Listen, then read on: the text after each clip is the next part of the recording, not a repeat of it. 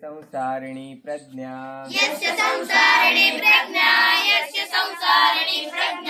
धर्मार्थावनुवर्तते कामादर्थं वृणीते यः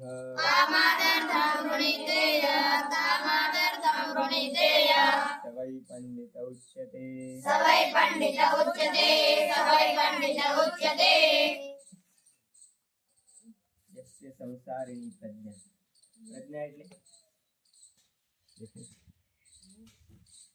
प्रज्ञा એટલે એમાં પ્રજ્ઞા એટલે બુદ્ધિ, જેની બુદ્ધિ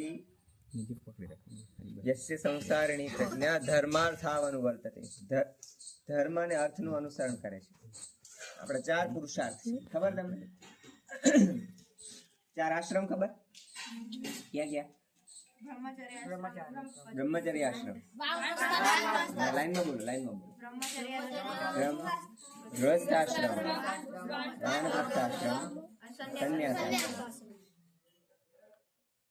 આ ચાર પુરુષાર્થ. એ માણસ જાતનું જીવન જો આપણે 100 વર્ષ માની કીર્તનભાઈ, તો માણસે 25 વર્ષ શું કરવું ખપે એનું નિર્દેશન કર્યું.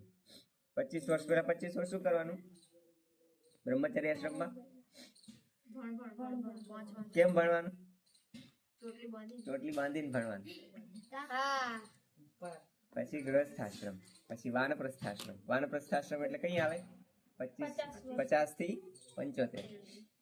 તો ભણાવવાનું બીજાને, જે રીતે દાદા કરેલા. દાદા કેટલા વર્ષ થયા? 54. પછી તમે જે ભણ્યા હોય, તમે જે અનુભવ લીધો હોય, એ આવનારી પેઢીને દેવાનું. એને કહેવાય વાનપ્રસ્થ આશ્રમ. સમાજ માટે કામ કરવાનું. અને છેલ્લે આવે સંન્યાસ આશ્રમ. 75 વર્ષ પછી એ ઘર છોડીને નીકળી જવાનું. ખબર ને? ઉત્તર બાજુ ઈશાન ખૂણામાં. પછી આત્મા માટે કામ કરવાનું, આવતા જન્મ માટે. આ જીવનનું વિભાજન છે. પણ આ શેના માટે? તો કે 4 પુરુષાર્થ કીધા. પુરુષાર્થનો અર્થ છે પુરુષે મેળવવા યોગ્ય અર્થ, એને કહેવાય પુરુષાર્થ.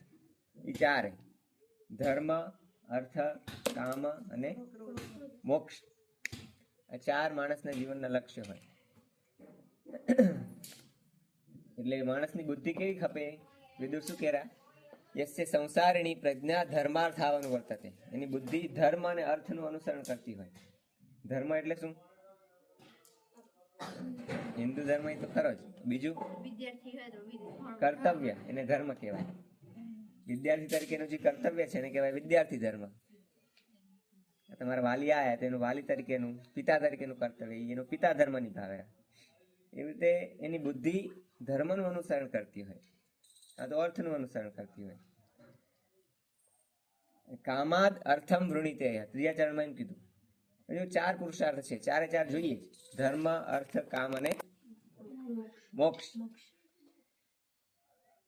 પેલા 3 છે ને એ સાધન છે. ધર્મનું પાલન કરો, અર્થનું પાલન કરો અને કામનું પાલન કરો, એનાથી તમને મોક્ષ મળે. પણ અત્યારે કામ પ્રભાવી થઈ જાય. કામ એટલે શું? ઈચ્છા. કારણ કે આપણો અત્યારે ધર્મ છે વિદ્યાર્થી ધર્મ. આપણો કર્તવ્ય છે અભ્યાસ કરવાનો, પણ એના ઉપર કામ પ્રભાવી થાય. મેં 2 દિવસ પહેલા કીધું હતું ને કે નરકના 3 દ્વાર છે. ક્યાં ગયા? ગીતામાં કીધા 16મો અધ્યાય.